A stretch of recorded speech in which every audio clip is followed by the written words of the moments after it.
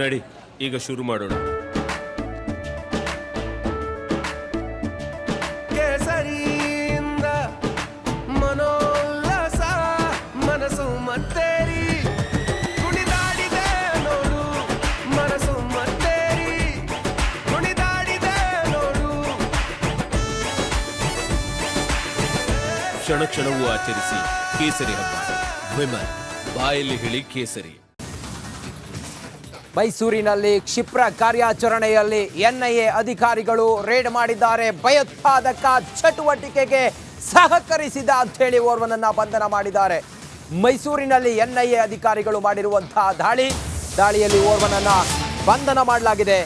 ಬಂಧಿಸಿದ ವ್ಯಕ್ತಿಯ ಹೆಸರು ನೂರುದ್ದೀನ್ ಅಲಿಯಾಸ್ ರಫಿ. ಆರೋಪಿ ಮನೆಯಲ್ಲಿದ್ದ Nooruddin mobile phone, pen drive ಸೇರಿದಂತೆ ಮೊದಲಾದ ವಸ್ತುಗಳನ್ನು ವಶಕ್ಕೆ ಪಡೆದಿದ್ದಾರೆ ಎನ್ಐಎ ಅಧಿಕಾರಿಗಳ ತಂಡ. ಮೈಸೂರಿನ ರಾಜೀವ್ ನಗರದಲ್ಲಿ ಆರೋಪಿಯ ಬಂಧನ ಮಾಡಿದ್ದಾರೆ. ಕೋರ್ಟ್ಗೆ ಹಾಜರಾಗದೆ ತಲೆಮರೆಸಿಕೊಂಡಿದ್ದ ಈ ನೂರುದ್ದೀನ್, ಈತನನ್ನ ಎನ್ಐಎ ಅಧಿಕಾರಿಗಳು, ನೂರುದ್ದೀನ್ ಅಲಿಯಾಸ್ ರಫಿ ಬಂಧಿತ ಆರೋಪಿ. ಈತ ಕೋರ್ಟ್ಗೆ ಹಾಜರಾಗದೆ ತಲೆಮರೆಸಿಕೊಂಡಿದ್ದ ಈತನನ್ನ ಎನ್ಐಎ ಅಧಿಕಾರಿಗಳು ಕ್ಷಿಪ್ರ ಕಾರ್ಯಾಚರಣೆಯಲ್ಲಿ ಬಂಧನ ಮಾಡಿದ್ದಾರೆ ಮೈಸೂರಿನಲ್ಲಿ. ಖಚಿತ ಮಾಹಿತಿ ಇತ್ತು ಪೊಲೀಸರಿಗೆ, ಎನ್ಐಎ ಪೊಲೀಸರಿಗೆ.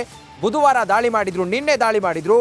ಬೇಹುಗಾರಿಕೆ ಪ್ರಕರಣವೊಂದರಲ್ಲಿ ನೂರುದ್ದೀನ್ ಆರೋಪಿಯಾಗಿದ್ದ ಬೇಹುಗಾರಿಕೆ, ಇಲ್ಲಿನ ಮಾಹಿತಿಯನ್ನು ಮತ್ತೊಬ್ಬರಿಗೆ ಕೊಡೋದು, ಮತ್ತೊಂದು, ಈ ರೀತಿಯಾಗಿ ಭಯೋತ್ಪಾದಕ ಚಟುವಟಿಕೆಯ ಬೇಹುಗಾರಿಕೆ ಪ್ರಕರಣವೊಂದರಲ್ಲಿ ಈ ನೂರುದ್ದೀನ್ ಆರೋಪಿಯಾಗಿದ್ದ ಮಾಹಿತಿ ಹಂಚಿಕೊಳ್ಳೋದು. ಎನ್ಐಎಗೆ ಚಳ್ಳೆಹಣ್ಣು ತಿನ್ನಿಸಿ ಈತ ತಲೆಮರೆಸಿಕೊಂಡಿದ್ದ. ಕೋರ್ಟ್ಗೂ ಕೂಡ ಹಾಜರಾಗ್ತಾ ಇರಲಿಲ್ಲ ರಫಿ ಅಲಿಯಾಸ್ ನೂರುದ್ದೀನ್. ಎನ್ಐಎ ವಿಶೇಷ ನ್ಯಾಯಾಲಯಕ್ಕೆ ಹಾಜರಾಗದೆ ತಲೆಮರೆಸಿಕೊಂಡಿದ್ದಂಥ ಈತನನ್ನ 10 ವರ್ಷಗಳ ಹಿಂದೆ ಬೆಂಗಳೂರಿನ ಇಸ್ರೇಲ್ ಹಾಗೂ ಚೆನ್ನೈನ ಅಮೆರಿಕ ರಾಯಭಾರ ಕಚೇರಿಗಳ ಮೇಲೆ ಸ್ಫೋಟಕ್ಕೆ ಸಂಚು ರೂಪಿಸಿದ ಆರೋಪ ಈತನ ಮೇಲಿದೆ. ಈ ಹಿನ್ನೆಲೆಯಲ್ಲಿ ಎನ್ಐಎ ಅಧಿಕಾರಿಗಳು ರೇಡ್ ಮಾಡಿದ್ದಾರೆ. ಇನ್ನಷ್ಟು ಮಾಹಿತಿಯೊಂದಿಗೆ ನನ್ನ ಕಲೀಗ ವಿನೋದ್ ಈಗ ಸಂಪರ್ಕದಲ್ಲಿದ್ದಾರೆ. ವಿನೋದ್, ಈತನ ಮಾಹಿತಿ ಹೇಗೆ ಸಿಕ್ಕಿತ್ತು ಮತ್ತೆ ಈತನ ಯಾವ ಪ್ರಕರಣಗಳಲ್ಲಿ ಈತ ಬೇಕಾಗಿದ್ದ, ಸದ್ಯಕ್ಕೆ ಎನ್ಐಎ ಅಧಿಕಾರಿಗಳ ಮುಂದೆ ಏನೆಲ್ಲ ವಿಚಾರ ಬಾಯ್ಬಿಟ್ಟಿದ್ದಾನೆ? ವಿನೋದ್.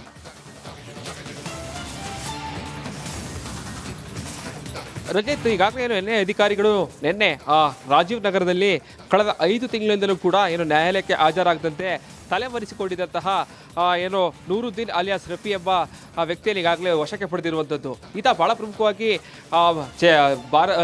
ಬೆಂಗಳೂರಿನಲ್ಲಿರುವಂತಹ ಇಸ್ರೇಲ್ ರಾಯಭಾರಿ ಕಚೇರಿ ಮತ್ತು ಚೆನ್ನೈನಲ್ಲಿರುವಂತಹ ರಾಯಭಾರಿ ಕಚೇರಿಗಳಿಗೆ ಸ್ಫೋಟಕ ಸಂಚಲನ ರೂಪಿಸಿದಂತಹ ಪ್ರಮುಖ ಆರೋಪಿಗಳಿಗೆ ಭಾರತದ ನೋಟುಗಳನ್ನು, ನಕಲಿ ನೋಟುಗಳನ್ನು ಸಪ್ಲೈ ಮಾಡ್ತಾ ಇದೆ ಎಂಬ ಆರೋಪ ಇತ್ತು. ಕಳೆದ 5 ತಿಂಗಳಿಂದಲೂ ಕೂಡ ನ್ಯಾಯಾಲಯಕ್ಕೆ ಹಾಜರಾಗಿರಲ್ಲ. ಈತ ಪೊಲೀಸರ ವಶದಲ್ಲಿದ್ದು ಜಾಮೀನಿನ ಮೇಲೆ ಹೊರಗೆ ಬಂದಿದ್ದ. ಕಳೆದ 5 ತಿಂಗಳಿಂದಲೂ ಕೂಡ ರಾಜೀವ್ ನಗರದ ಮನೆಯೊಂದರಲ್ಲಿ ವಾಸವಾಗಿದ್ದ. ಜೊತೆಗೆ ಮನೆಯಲ್ಲಿ ಈಗಾಗಲೇ ಕಳೆದ 5 ತಿಂಗಳಿಂದ ಕೂಡ ಯಾರ ಜೊತೆಗೂ ಈಚೆಗೆ ಬಂದು ಮಾತಾಡ್ತಾ ಇರಲಿಲ್ಲ, ಕೇವಲ ಮನೆಯೊಳಗಿದ್ದ. ಸೊ ಹೀಗಾಗಿ ಅಕ್ಕಪಕ್ಕದಲ್ಲೂ ಕೂಡ ಸಾಕಷ್ಟು ಸಂಶಯವನ್ನು ವ್ಯಕ್ತಪಡಿಸ್ತಾ ಇದ್ರು. ಸೊ ಹೀಗಾಗಿ ಎನ್ಐಎ ಅಧಿಕಾರಿಗಳು ಕೂಡ ಸಾಕಷ್ಟು ಖಚಿತ ಮಾಹಿತಿ ಮೇರೆಗೆ ಆ ಮನೆಗೆ ದಾಳಿಯನ್ನು ಮಾಡಿ ಆತನ ವಶಕ್ಕೆ ಪಡೆಯುವಲ್ಲಿ ಯಶಸ್ವಿ ಕೂಡ ಆಗಿದ್ದಾರೆ.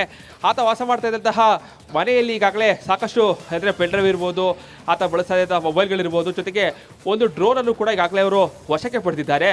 ಸಾಕಷ್ಟು ಮಾಹಿತಿಗಳನ್ನ ಈಗಾಗಲೇ ಕಲೆ ಆಗ್ತಾ ಇರುವಂಥದ್ದು.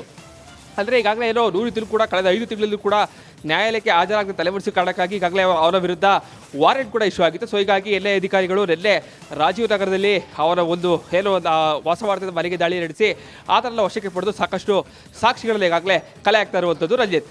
ಓಕೆ, ಥ್ಯಾಂಕ್ ಯು ವಿನೋದ್ ನಿಮ್ಮೆಲ್ಲ ಮಾಹಿತಿಗಾಗಿ.